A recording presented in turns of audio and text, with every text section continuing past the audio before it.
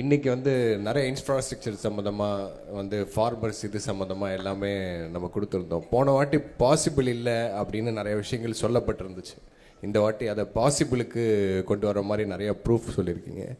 வந்து விவசாயிகளுக்கு நீங்கள் எப்பயுமே ஃபஸ்ட் இம்பார்ட்டன்ஸ் கொடுத்துட்டு இருந்தது. லோகோ ஒன்று, எம்ப்ளம் ஒன்று நம்ம இன்றைக்கி ரிலீஸ் பண்ணியிருக்கோம்.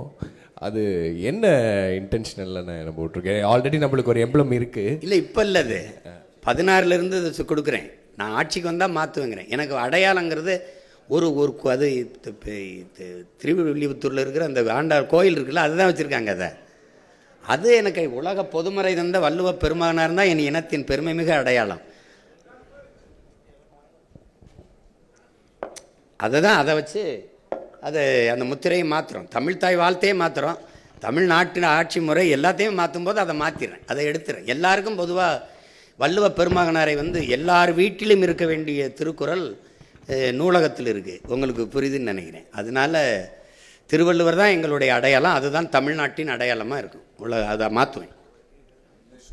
நான் இப்போது அருள்மொழிவர்மன் 4th ஸ்டேட் தமிழ் இப்போ ஒரு மொழி கொள்கை தான் அவங்களுடைய கொள்கை அப்படின்னு சொல்லி அறிவிக்கிறீங்க.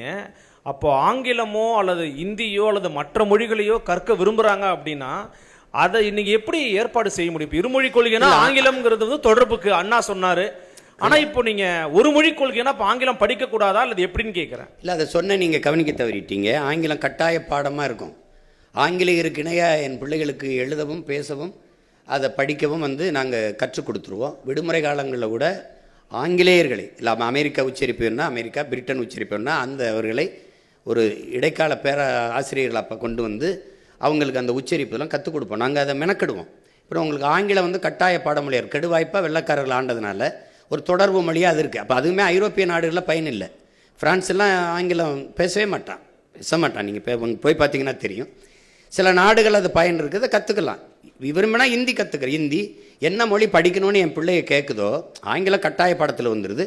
விருப்பமாக நான் ஃப்ரெஞ்சு கற்றுக்கிறேன், அதுக்கு வாய்ப்பு ஏற்படுத்தி கொடுப்போம். ஹிந்தி கற்றுக்கிறேன், வாய்ப்பு ஏற்படுத்தி கொடுப்போம். உங்களுக்கு புரியுதுன்னு நினைக்கிறேன். இல்லை, நான் ஸ்பானிஷ் கற்றுக்கிறேன், லத்தீன் கற்றுக்கிறேன், எது வேணாலும் நீங்கள் விரும்பினா அது பயிற்றுவிக்கப்படும். அதான் உலகத்தின் எம்மொழியும் கற்போம், நாங்கள் வாழ. எங்கள் மொழி தமிழ் கற்போம், எங்கள் இனம் வாழ. புரியுதா? அதில் எந்த மொழிக்கும் எதிரானவர்கள் இல்லை, சொந்த மொழிக்கு பற்றானவர்கள். சார், இப்போது பாலியல் சமத்துவம் அப்படின்றதுனால தான் நம்ம வில்லிவாக்கத்தில் திருநங்கை ஒருவருக்கு வாய்ப்பும் கொடுத்துருக்கோம். ஆனால் நீங்கள் தேர்தல் அறிக்கையில் திருநங்கைகள் திருநருக்கு தனி மருத்துவமனை அமைக்கப்படும் அப்படின்னு சொல்லியிருக்கீங்க. எதனால? அது ஒரு பாகுபாடாக இருக்காதா? இல்லை, அவங்களுக்கு அவங்களுக்கான அந்த சிகிச்சைக்கெல்லாம் சிக்கல் இருக்குது. மற்றவங்க பொதுவாக செய்கிறது இல்லை. அதனால் அவங்களுக்கு அது தனி மருத்துவமனை இருக்கிறது தான் சிறப்பு. அது ஒரு மருத்துவமனையில் தனி பிரிவு. உங்களுக்கு நான் சொல்கிறது விளங்குதுன்னு நினைக்கிறேன். அது அவங்களுக்கு இருக்கிற அவங்களுடைய கோரிக்கையை தான் நான் சொல்கிறேன். இப்போ நீங்கள் ஒரு இதிலேருந்து நீங்கள் அந்த பாலியல் மாற்றத்துக்கு வருதில்ல, அதை நீங்கள் பொது மருத்துவமனையில் செய்ய தயாராக இருக்கீங்கள? இல்லை தனியார் மருத்துவமனையில் செய்ய தயாராக இருக்கீங்கள? இல்லை. அப்போ நான் என்ன பண்ண வேண்டியது இருக்குது? மாற்ற வேண்டியிருக்கு. இப்போ நான் உங்களுக்கு ஒரு கேள்வி கேட்குறேன். தனியார் பள்ளி கல்லூரியில் இருக்க தங்கும் விடுதியில் தாழ்த்தப்பட்ட மாணவர்களுக்கென்று தனியாக விடுதி இருக்கா? இல்லை. ஏன் அரசு பள்ளியில் மட்டும் இருக்குது, அரசு கல்லூரியில் மட்டும் இருக்குது? யார்கிட்ட தீண்டாமல் இருக்குது? யார்கிட்ட இருக்கு? அரசுகிட்ட இருக்கு. நீ தனியார் முதலாளி அந்த பள்ளிக்கூடத்தில் போய் நின்ன சாதியா அந்த சாதியில் ஒன்றா இருந்து படிக்கிறான், ஒன்றா சாப்பிட்றான்ல. ஏன் நீ ஓம் பள்ளிக்கூடத்தில் தனியாக தங்க விடுதி வைக்கிற, ஒன்றா வைக்க முடியல? இப்போ நான் வரும்போது நீ எப்படி பண்ணுவியா? நீ இப்போ தனியாக விடுதி கேட்பியா? தனியாக சொல்லுவியா? நீ ஒரே விடுதியில் படி, என்ன இந்த சான்றிதழ் பிடி, எங்கேயாவது போ. அதையே சாதிக்க முடியல. அப்போ அது அவங்களுக்கு தேவை. அவங்க என்கிட்ட வச்ச கோரிக்கையை தான் அதில் வச்சுருக்கேன். அதனால் அது பொது மறுப்பை நீங்கள் ஒன்று கேட்போம். கொரோனா நேரத்தில் ஏதாவது தனியார் மருத்துவமனை ஒரு நோயாளியை எடுத்து மருத்துவம் செஞ்சதாக இருக்குதா? முழுக்க அரசு மருத்துவர்களும் அரசு செவிலியர்களும் தான் சேவை செஞ்சு காப்பாற்றினாங்க. அப்போ அது புரியுதில்ல? அது மாதிரி ஒரு நிலைமை அவங்களுக்கு இருக்கிறனால ஒரு பொது மருத்துவமனையில் அவங்களுக்கு தனி பிரிவு, அவங்களுக்கு தனி மருத்துவம். அது இந்த உடல் உறுப்பு அறுவை சிகிச்சை செய்கிறதுக்கு அவங்க படுற அந்த துயரத்தை நீங்கள் சொல்லி கேட்டிங்கன்னா அவங்களுக்கு நான் சொல்கிறதுல அந்த மதிப்பு தெரியும். இப்போ நீங்க சொல்ற விஷயம் எல்லாருமே மிக சூப்பரான சிந்தனைகள், தற்சார்பு பொருளாதாரம், பால் வளத்திலிருந்து எடுக்கக்கூடிய அந்த பொருளாதாரம் எல்லாமே நீங்க பேசும்போது எல்லாமே குறிப்பான அந்த பால்னு சொல்றது 3 லட்சம் கோடி ரூபாய் அளவுக்கு நீங்க பேசும்போது இது எல்லாமே நீங்க சொல்றது ரொம்ப சூப்பரான ஒரு விஷனரியா இருக்கு. ஆனா இது ஏன் மக்கள்கிட்ட கொண்டு போய் சேரல? ஏன்னா 2500 ரூபா கொடுக்கறது, 2000 ரூபா கொடுக்கறது, 5000 ரூபா கொடுக்கறது மக்கள்கிட்ட வரவேற்பை பெறும் பொழுது இது ஏன் போய் சேர மாட்டேங்குது? அதை நம்ம சேர்க்க தவறிட்டோமா? இது என்ன காரணம்? அதுல என்ன சிக்கல் இருக்குன்னா, இங்க ஆட்சியில இருக்கிறவங்க வந்து இதை பொது புத்தியில வந்து இப்போவுமே சீமா ஆடு மாடு மேய்க்க சொல்றான், அது சீமா வேளாண்மை செய்ய சொல்றான். அதை இப்போ நீ உங்களுக்கு எங்கள் கிராமத்திலேப்பா 10 ஏக்கர் வச்சு வேளாண்மை செய்கிறவனுக்கு பொண்ணு கொடுக்க மாட்டாங்க. மாப்பிள்ளை எங்கே இருக்காருன்னா துபாயில் இருக்காருங்க. துபாய் மாப்பிள்ளைம்பாங்க, துபாய்க்கே கட்டி கொடுக்க போகிற மாதிரி. அது ஒரு நோய் தானே. அவன் அங்கே போய் ஒட்டகம் தான் மேய்ப்பான். இப்போ இங்கே வேளாண்மை செய்கிறவனுக்கு வந்து மதிப்பு இருக்காது. அப்போ அதுக்கு மதிப்பு உயர்த்தணும்னா நான் அது அரசு பணி ஆகினா தான் மதிப்பு ஏறும் உங்களுக்கு. அப்போ நீங்கள் அதுக்கு கவர்மெண்ட் வேலைடா, அரசாங்க வேலை அப்படின்னா என்ன பண்ணுவேன்? நீங்கள் வந்து நான் வந்து மருத்துவத்தை உங்களுக்கு கொடுத்துட்டேன்னா தம்பி, கல்வியை நல்லா உங்கள் பிள்ளைகளுக்கு கொடுத்துட்டேன்னா, நீரெல்லாம் விநியோகம் பண்ணிட்டேன்னா, இப்போ நீங்கள் 1000 ரூபா கொடுக்குறீங்க, எங்கள் அம்மா 30 குடுவை வாங்குறா தண்ணி. ஒரு குடுவை எவ்வளோ? இந்த 1000 ரூபாய்க்கு தண்ணியே வாங்கி குடிக்க முடியாதே. நான் தண்ணியை கொடுத்துறேன்றேன், தடையில்லாத மின்சாரம் தந்துடுறேன் குறைந்த கட்டணத்துக்கு, ஏன்னா நானே உற்பத்தி செஞ்சிடறேன்ல. அப்படிங்கும்போது உங்களுக்கு ஒரு 10,000 சம்பளம் கொடுத்தோன்னா நீங்கள் செலவு பண்ணிடுவீங்களா தம்பி? எவ்வளவு பொருளாதாரம் எங்கே போகுது என் குடிகளுக்குன்னா, மருத்துவம் கல்விக்கு குடிநீருக்கு தான் போகுது. அதை வந்து நான் முழுக்க குறைச்சிட்றேன். சுத்தமாக அதை மறந்துடு, நீ இதை மறந்துடு, நான் தந்துடுறேன், வேற சொல்லு, அது ஏன் பொறுப்புன்ட்டல்ல அப்படின்னு சொல்லிடுது. அரசு பொறுப்பேற்றுது. இது என்னென்னா இவங்க பொது புத்தியில் இது ஒரு இழிவாக பேசி ஆடு மாடு மேய்க்க சொல்கிறான், ஆடு மாடு மேய்க்க சொல்கிறான். அப்போ சாராயம் வைக்க சொல்கிற, சாராயம் ஊற்றி கொடுக்குறான்ல, எம்எஸ்சி எம்ஃபில் படிச்சுட்டு தானே ஊற்றி கொடுக்குறான். உங்களுக்கு தெரியாது, தமிழ்நாடு சட்டசபையில் ஐயா எடப்பாடி முதல்வர் இருக்கும்போது 400 பேர் வாயிற்காவலர் வேலைக்கு 400 பொறியாளர்கள் நினைச்சிருந்தாங்க. இங்கே ஒரு கோட்பாடு இருக்குது தம்பி, எந்த வேலையும் செய்யலாம் இழிவல்ல, எந்த வேலையும் செய்யாமல் இருப்பதான் இழிவுன்னு ஒரு கற்பிதத்தை கொடுக்கணும். எந்த வேலையும் செய்யாமல் இருக்கிறதாண்டா இழிவு. இப்போ நீங்கள் தச்சு வேலைக்கு வர்றதில்லை, கம்பி கட்டுறதுக்கு வரதில்லை, கொத்தனார் வேலைக்கு வரதில்லை, எந்த வேலைக்கு நீங்கள் வர்றதில்லை. ஆனால் இதையெல்லாம் தான் அப்படியே போய் வெளிநாடுகளில் செய்கிறீங்க. அப்போ அது என்னென்னா, கழிவறை கழுவுனாலும் கண்ணுக்கு தெரியாமல் இப்போ கழுவணுங்கிற உளவியல் நோய். அதுதான் தப்புங்கிறேன் நான், அது தப்புங்கிறேன். நீ எந்த வேலையும் செய்யலாம், மதிப்பு மிக்கது. அப்போ அதை கொண்டு வரணும்னா நான் அரசுன்னு சொன்னால் தான் அது பெருமைக்குரியதாக தெரியுது. அப்போ நான் வரும்போது ஒரு தடவை பண்ணி காட்சிட்டேன்னா சரிதான் அப்படின்னு மக்களுக்குள்ளே அதான் சொல்லணும், ஒரு விழிப்புணர்வு வரணும். இப்போ இலவசத்தில் இழக்கிறாங்க. இந்த பணத்தை எங்கேருந்து? இப்போ 5000 ரூபா 6800 கோடி முதலீடு பண்ணியிருக்கு. 6800 கோடி அரசு காசை எடுத்து தன் வாக்கை உறுதி செய்யுது. இப்போ எவ்வளவு கொடுமையான நிர்வாகம் இது, யாருமே கேட்கல. இப்போ உங்ககிட்ட அதிகாரம் இருந்துச்சு கொடுத்துட்டீங்க, என்கிட்ட ஒன்றுமே இல்லை. இது எப்படி ஜனநாயகத்தில் சம வாய்ப்பு சம உரிமைன்னு நீங்கள் சொல்கிறீங்க? நீங்களும் தேர்தலை சந்திக்கிறீங்க, நானும் தேர்தலை சந்திக்கிறேன். எப்படி சம வாய்ப்பாக இருக்கும்? உங்கள்கிட்ட அதிகாரம் இருந்து டப்புன்னு காசு எடுத்து கொடுத்துட்டீங்க. ஒரே நாளில் 1,31,00,000 வங்கி கணக்கில் போட்டிங்க. இப்போ நான் என்ன செய்யலாம்? எப்படி இருக்குது? இப்போ இதுதான் ஆபத்து. நீங்கள் கொண்டு போய் சேர்க்கலைங்கிற அண்ணன் ஒரு குரல், என்னை சுற்றி என் பிள்ளைகளின் குரல், நாங்கள் எடுத்து பேசுகிறோம். என்னை முறியடிக்க இவர் இதை சொல்லுவார், இது சொல்லுவார். கியூபா வேறு ஏதாவது வளம் இருக்கா கரும்பை தவிர? இல்லை. நார்வே, டென்மார்க்கில் மாடு தவிர ஏதாவது வளம் இருக்கா? பிரேசில் கரும்பு பசு அது தவிர வேறு ஏதாவது வளம் இருக்கா? அந்த நாடெல்லாம் தற்சார்பு அடையலையா? அப்போது ஒரு வளத்தை வச்சு ஒரு நாடு சிறந்த கட்டமைப்புகள் இருக்கும்போது இவ்வளவு நிலமும் வளமும் வச்சு மனித ஆற்றலை வச்சு ஏன் நாடு ஏன் வறுமையில் இருக்குது? என் நாடு ஏன் இலவசத்துக்கு இருக்குது? எனக்கு எல்லாம் இருக்குது. நான் ஏன் கையேந்தணும் சாப்பாட்டுக்கு, இலவசத்துக்கு? இப்போ அது வந்து அந்த அருமை புரியாது. நீங்கள் எடுத்தோடனே தம்பி அண்ணன் உங்களுக்கு சொல்கிறேன், பெட்டி கடைக்கு போனீங்கன்னா வாழைப்பழம் அப்படி தொங்கும், இப்படி வாழைத்தார் இப்படி தொங்கும், அது தலைகளாக நிற்கும், தவம் இருக்கும். என்னை சாப்பிட்டுட்டே, நான் நல்லவன்டா டே, உனக்கு நல்லதுடா டே, என்னை சாப்பிட்றான்னு அதை கவனிக்க மாட்டான். இப்படி உள்ளே வச்சுருப்பான் சிகரெட்டு பான்பராக்கு, அதை வாங்கிட்டு குடிச்சிட்டு போவான். இப்போ ரொம்ப நாளாக நான் தலைகளாக தொங்குறேன் இந்த வாழைப்பழம் மாதிரி, அது ஏற்று பார்க்கல. இதைத்தான் ஐயா இறை என்று சொல்கிறாங்க. இந்த மக்கள் பாதரச வெளிச்சத்தில் பௌர்ணமி வெளிச்சத்தை மறந்தவர்கள், இவர்கள் வண்ண வாசனை திரவியத்தின் வாசத்தில் வண்ண மலர்களின் வாசத்தை மறந்தவர்கள்னு. அப்படிதான் விழிப்புணர்வற்ற சமூகத்தில் நடிப்பவனுக்கே முதலிடம் கிடைக்குங்கிறார் ஐயா. அதுக்கு சான்றுன்னு சொல்கிறாரு. எப்படின்னா, ஒரு பள்ளிக்கூடத்தில் மாறுவேட போட்டி நடக்குது, சார்லி சாப்ளின் மாதிரி நடிக்கணும். முதல் பரிசு ஒரு மாணவன் வந்துட்டான், 2வது பரிசு ஒரு மாணவன் வந்துட்டான், 3வது பரிசு ஒரு ஆள் வர்றாரு. அது உண்மையிலே சார்லி சாப்ளினுக்கு 3வது பரிசு. பார்த்தீங்கன்னா அவரை மாதிரி நடித்தவன் முதல் பரிசு, அவருக்கு 3வது பரிசு. அப்போ நடிப்பவனுக்கே முதலிடம் கிடைக்கும் விழிப்புணர்வற்ற சமூகத்தில்னு எழுதுறவள ஐயா எழுதியிருக்காரு. அப்போ அது மாதிரி அவர் அதுக்கு நிறைய சான்று சொல்கிறாரு. ஒரு பண்ணி மாதிரி ஒருத்தன் கத்துறான், சின்ன வயசு பண்ணி, பெரிய வயசு பண்ணி, நடு வயசு பண்ணி மாதிரி நல்லா கத்துறான். அவனுக்கு தெருவில் கத்தும்போது நிறைய காசு வருது, அதை வச்சே சாப்பிட்டுக்கிட்டு இருக்கான். ஒரு நாள் என்னை மாதிரி ஒருத்தன் வரான், டேய் உன்னை விட அருமையாக நான் கற்றுண்டான்னு கத்துறேன். கற்றுனோடனே கத்தி காட்டுறேன். போட்டி இந்த மாதிரி மேடையில் எல்லாம் உட்காந்துருக்காங்க அவங்கள மாதிரி. நான் கத்துறேன், இவன் போலி அவன் தான் நல்லா கத்துறான், ரொம்ப நாளாக கத்திக்கிட்டு இருக்கவனுக்கு தான் ஆதரவு அதிகமாக இருக்குது. கடைசியாக ஒரு நாள் நீ பாட்டுற அப்படின்னு ஒரு சாக்கு, ஒரு கோணி சாக்கு போட்டு இருந்தால் உண்மையிலே ஒரு பன்னி படுத்துருக்கு. அதுதான் இவ்வளோ நேரம் கத்துச்சு. அப்போ இவர் என்ன சொல்கிறாரு, டேய் உண்மையான பன்னியின் சத்தத்தை இந்த போலியை கேட்டு கேட்டு கேட்டு மறந்துட்டீலடா, நான் இவ்வளோ நேரம் நான் கத்துறடா, அந்த பன்னி தாண்டா கத்துச்சுன்னு. அப்படி இந்த போலியை கேட்டு கேட்டு இந்த உண்மையை மக்கள் ரொம்ப நாளாக மறந்துட்டாங்க. அது உங்களை மாதிரி உள்ளவங்க நீங்கள் தான் இந்த அறிவுத்தளத்தில் இது கடத்தி ஏதோ கொஞ்சம் கவனிங்க, அந்தாலும் ஏதோ சொல்லிட்டு இருக்கான், ரொம்ப நாளாக சொல்கிறான் பாருங்க. ஏன்னா உண்மையிலேயே தலை சிறந்த நாடாக நம்மளால் மாற்ற முடியும். அது ஒன்றும் பெரிய வேலை இல்லை. அவரவர் வாழ்விடத்தில் நீங்கள் ஒரு சணல்னு ஒன்று இருக்குது, ஹெம்ப்னு ஒரு செடி, சனப்பு, அதிலிருந்து நான் எவ்வளவு நம்ம மேம்பட முடியும் பொருளாதாரத்தில். கார் தயாரிச்சுக்கலாம், பெட்ரோல் தயாரிச்சுக்கலாம், செங்கல் அதில் எடுத்துக்கலாம், மலை போய் நொறுக்க வேண்டியதில் எல்லாமே அதில் தயாரிக்க முடியும். அதை வளர்க்குறதுல என்ன உனக்கு பிரச்சனைன்னு கேட்குறேன். இப்போ அதுதானே உங்களுக்கு. அப்போ அதை அவர் சொல்கிறத இப்போ நீங்கள் சொல்ல முடியலன்னா நம்ம இவர் இதெல்லாம் சாத்தியமாங்க அப்படின்ட்டு போகிறது தானே. இப்போ நீங்கள் ஆடு மாடு மேய்க்கிறது உங்களுக்கு அவமானம்னா நான் அப்போ நீங்கள் நபிகள் மேய்ச்சிருக்காரு, கிருஷ்ண பரமாத்மா மேய்ச்சிருக்காங்க, இயேசு இறைமகன் இயேசு மேய்ச்சிருக்காங்க. அப்போ 3 பேரையும் நீங்கள் அசிங்கப்படுத்துறீங்க, அப்படிதானே அர்த்தமாகுது.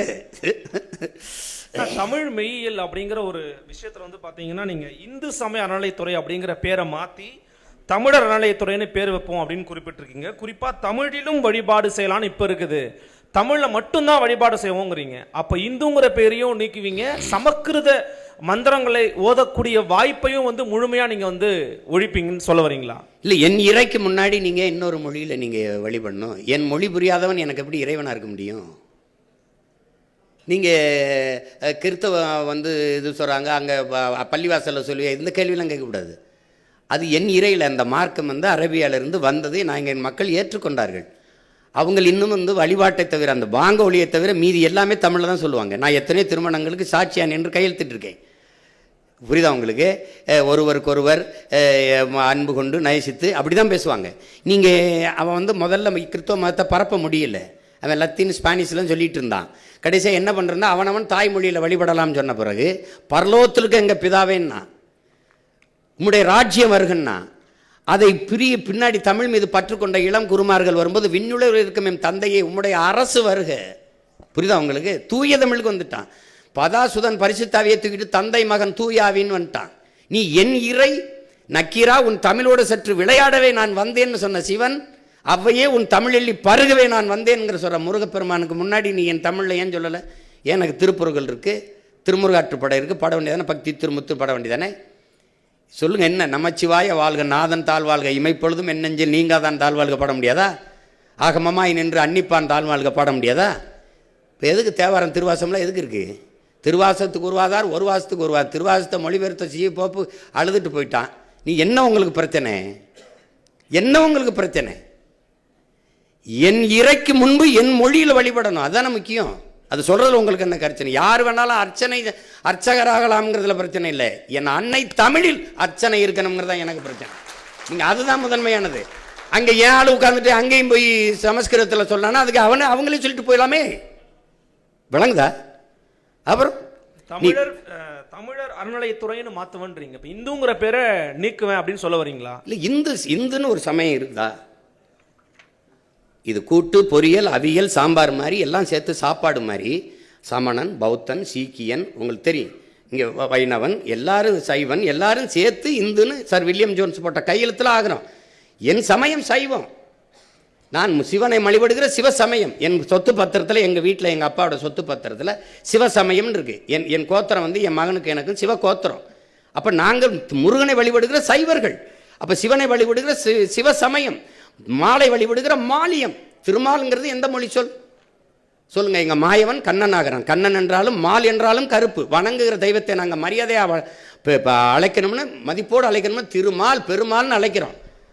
என் பெருமாள் கோயிலே எங்கள் ஆண்டாள் பாடின பாசுரங்களை பாட வேண்டியதானே. அதில் என்ன உனக்கு பிரச்சனை? ஆண்டாள் எந்த மொழியில் பாடினா அது என்ன பிரச்சனை உனக்கு? என்ன எங்கள் பெருமாள் கோச்சிட்டு போயிடுவார? 63 நாயன்மார்கள் இருந்த தேவாரத்தை பாட வேண்டியதானே, என்ன பிரச்சனை உனக்கு? இப்போ நான் சொன்ன மந்திரத்தை நான் பாடவா? இப்போ திருவாசத்தை பாடவா? எங்கள் சிவன் கோச்சிட்டு போயிடுவானா?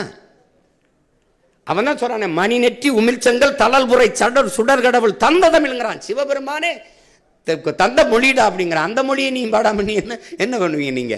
முதல் தமிழ்ச்சங்கத்தின் தலைவனே அவன்தானுங்கிறதானே இலக்கியம் சொல்லுது. அப்புறம் பின்ன என்ன? நீ வேற ஏதோ நான் அமெரிக்காவில் போயிட்டு தமிழிலும் அப்படின்னு போட்டால் பரவாயில்ல. கோயிலை கட்டுறது நான், முன்னாடி இறைவனாக இருக்கிறவன் அவன், எழுதுனது எங்காலு. அப்போ என் மொழி என் இறைக்கு முன்னாடி நான் பேச வேண்டியதானே? அதனால தமிழர் சமய அறநிலை தான். என் முருகனை, என் சிவனை, என் மாயவனை வழிபடுறதுக்கு எதுக்கு இப்போ இந்து சமயம் இருக்குது? இப்போ ஆந்திராவில் இப்போ நீங்கள் வந்து நான் அங்கே வட இந்தியாவில் இருக்கிற தெய்வங்கள் ஒன்று இருக்குது. இப்போ நீங்கள் அப்போ இந்து சமயம் போடுவீங்களா? அது எப்படி போடுவீங்க? அதே இறையை நான் என் சமயத்திலேருந்து வழிபட்டு போகிறேன். உங்களுக்கு என்ன பிரச்சனை வருது? என்ன வருது சொல்லுங்கள். நீங்கள் எங்கே வச்சுக்கிறீங்க? அது என் முருகன் வேலை, எங்கள் சிவன் வேலை, அது எங்கள் பெருமாள் திருமால் வேலை. உங்களுக்கு அதில் என்ன பிரச்சனை இருக்குது? அண்ணா சார் அண்ணா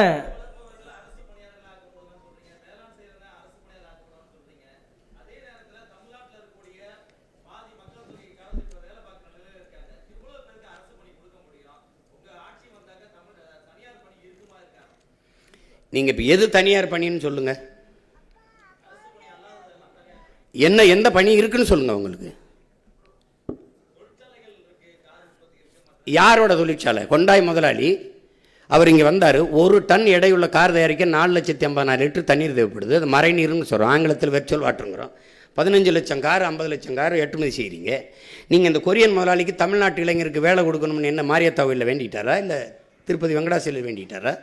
இங்கே மனித உழைப்பு மலிவாக கிடைக்குது. நிலத்தடி நீரை வடமலால் உறிஞ்சிக்கலாம். உற்பத்தி செய்கிற பொருளை விரைந்து எடுத்துகிட்டு போல 8 வழிச்சாலை 4 வழிச்சாலை இருக்குது. தடையற்ற மின்சாரம். ஒரு அரை மணி நேரம் மின் இழப்பு ஏற்பட்டால் உற்பத்திக்கு ஏற்படுற இழப்பை மத்திய மாநில அரசுகள் ஈடுகட்டும்னு புரிந்துணர்வு ஒப்பந்தம் இருக்குது. அதனால நீ வர்ற, எனக்கு வேலை கொடுக்க வர்ற, உனக்கு வேலை தானே வேணும், அரசாங்க வேலை. நான் தர்றேன் அதே நிலத்தை வச்சு. உனக்கு என்ன பிரச்சனை? காரை ஏற்றுமதி செய்கிற, சோறை இறக்குமதி செய்கிற. நான் சோறை ஏற்றுமதி செய்கிறேன், காரை இறக்குமதி செய்கிறேன். That's all your honour. நீங்கள் என்ன நீங்கள் போயிட்டுருக்கிறீங்க? நீங்கள் ஒரு ஆரஞ்சு பழத்தை விளைய வச்சான் ஃப்ரான்ஸு, 50 லிட்டர் தண்ணீரை குடிக்குது. புளிஞ்சா 1/2 கிலோ கவலை கூட வரல, நிப்பாட்டான்ட்டான். ஏன்னா இங்கிலாந்து பொருளாதார மேதை ஜான் ஆண்டனி ஆலன் சொல்கிறான், இந்த ஆசிய கண்டத்தில் இருக்கவன் தான் அந்த பணத்தையும் தங்கத்தையும் வச்சு பொருளாதாரத்தை மதிப்பிடுறான். ஐரோப்பிய கண்டம் நாடு முழுமைக்கும் அவன் நீர் பொருளாதார கொள்கைக்கு வந்துட்டாங்கிறான். எந்த நாடு நீர் அதிகமாக வச்சுருக்கானோ அவன் தான் பணக்கார நாடுன்னு வந்துட்டான்ங்கிறான். அப்போ நீ என்ன பண்ணுறான்? அவன் ஃப்ரான்ஸ் ஆக நீர் ரொம்ப திங்குதுற, கண்ணுக்கு தெரியாமல் கலை போதுறான், நிப்பாட்டான்ட்டான். சீன பன்னிக்கறியை விரும்பி சாப்பிட்டான். 1 கிலோ கறி வர 8600 லிட்டர் தண்ணி தேவைப்படுது. 1 கிலோ கறி பன்னிக்கறி மேசைக்கு வர. வளர்ச்சியை வளர்ப்பதை நிறுத்துறான்ட்டான், இறக்குமதி பண்ணிக்கிறோம்ட்டான். ஏன் இவன் இதே கொரியன் முதலாளி அவன் ஊரில் கொரியாவில் உட்காந்து இந்த ஃபோர்டு இந்த கொண்டாய் காரை தயாரிக்க வேண்டியதானே? ஏன் நான் வேணான்னு சொல்லையே? உனக்கு வேலை தானே, அது நான் தர்றேங்கிற. அப்புறம் அவன் கொரிய முதலாளிட்டு வேலை தந்தா தான் காசு உனக்கு இனிக்குமா? நான் கொடுத்த காசு கசக்குமா என்ன? உனக்கு என்ன பிரச்சனை? உனக்கு வேலை தானே வேணும், வேலை தானே வேணும். நீ பாலை ஆந்திராவிலேருந்து இறக்குமதி செய்ய, உனக்கு அவமானம் அல்ல? கறி ஆந்திராவிலேருந்து ராஜஸ்தான்லேருந்து இறக்குறிய, உனக்கு வெக்கம் அல்ல? வெக்கம் அல்ல? ஏன் உனக்கு ஆடுமா? நீ மேய்க்காத, உனக்கு நீ வெளியில போ, உனக்கு மேய்க்க நான் மேய்ச்சிக்கிறேன். உனக்கு என்ன? ஆனால் கறி தின்ன கட்டி வச்சு உதச்சு போடுவேன். என்ன விளையாட்டு பண்ணிருக்கீங்களா? எது அவமானம்னு பாரியா? அரசு சாராய கடை திறந்து வச்சு குடிக்க வைக்குது, அங்கே படித்தவனை ஊற்றி கொடுறாங்குது. என்ன நீ மேய்ச்சிட்டு இருக்கிற? நீ அது போய் அது அரசு வேலையாக இருக்கலாம். நான் சொல்கிறது அரசு வேலை. உலகத்துக்கு சோறு போடுறவன் அரசு வேலையாக இருக்கலாம், இருக்கக்கூடாது. அவன் சொல்கிறான்டா என் பாட்டேன், சுழன்றும் ஏற்பின்னது உலகம் அதனால் உழந்து முளவே தலைங்கிறான். இருந்தோம்பி இல்வாழ்வதெல்லாம் விருந்தோம்பி வேளாண்மை செய்து பொருட்டுங்கிறான். உழவினார் கைமடங்கின் இல்லை விளைவதும் விட்டேமன் பார்க்கும் நிலைங்கிறான். எதுவுமே வேணாம், பொன்னாசை மண்ணாசை மக்களாசை எதுவுமே பற்றற்று போன துறவி கூட வாழ முடியாதரா. விவசாயி கைமடங்கி படுத்துட்டான்னாங்கிறான். உழவன் இல்லாமல் ஒன்றும் இல்லை. உலகத்திலே ஆகச்சிறந்த பொருளாதாரம் வேளாண்மையில் தான் இருக்கு. நான் போட்டிருக்க சட்டை, இந்த காலாட, இந்த காலனி எல்லாம் விவசாயத்திலிருந்து வந்தது தான். அப்புறம் நீ அது இல்லாமல் என்ன பண்ணுவ? திடீர்னு சட்டை வந்துருச்சா, திடீர்னு இந்த இது வந்துருச்சா, அந்த இது வந்துருச்சா, உடை வந்துருச்சா, எங்கிருந்து வருது? சும்மா எது அசிங்கம்னு தெரியறது இல்லை, எது கேவலம்னு தெரியறது இல்லை. பீஸா பறக்கிறதுன்ட்டு கோ குடிக்கிறது உனக்கு நாகரிகம்னா நான் என்ன பண்ண முடியும்? ஏன் இளநீ கரும்புச்சார் பழச்சார் குடிக்க மாட்டியா? சட்டம் வருது, தேசிய குடிபானம்னு வருது. கரும்புச்சார் பதநீர் இளநீர் பழச்சாறு வரும். இங்கே சமூகம் கெட்டு கிடக்க பேச மாதிரி. நீ பழச்சாறு கடையில் எங்கே கூட்டம் இருக்குது, சாராய கடையில் எவ்வளோ கூட்டம் இருக்குது, நூலகத்தில் எவ்வளோ கூட்டம் இருக்குது, திரையரங்கில் எவ்வளோ கூட்டம் இருக்குது, கால் செருப்பு கண்ணாடி குளிரூட்டப்பட்ட அறையில் இருக்குது, காய்கறி தெருவில் கிடக்குது. இதை மாற்றணுங்கிறேன். அதுக்கு தான் தலைகீழ் மாற்றம்னு சொல்கிறேன். புரட்சி என்பது தலைகீழ் மாற்றம்ங்கிறேன். நீ சும்மா போட்டு இது பேசிக்கிட்டு இருக்கான் சீமா ஏதோ ரொம்ப நாளாக பேசிட்டு இருக்காருன்னா நீ வாய்ப்பு தரலை. சரிதான் ஆண்டுட்டு ஐயா ஸ்டாலின் ஆட்சியில் 5 வருஷம் ஆண்டுட்டேன், இந்த ஐயா எடப்பாடி 4 வருஷம் ஆண்டுட்டேன். ஒரு தடவை கொடுத்துப்பாரு, நல்லாலே வெரைட்டி அடி, கல்லெடுத்து கூட ஏறி சிலுவையில் கூட அற, ஒரு தடவை கொடு. அப்போ தெரியுமில்ல அது கற்பனையா இல்லை அது நிஜமான உனக்கு தெரியும், உண்மையானு தெரியும். எவ்வளவு திறமை இருந்தாலும் வாய்ப்பில்லைன்னா எப்படி இது எப்படி வெளியில் தெரியும்? நான் 15 வருஷமாக கத்துறேன், இதுக்கு மேலே கத்தவே முடியாத அளவுக்கு கத்திட்டேன்.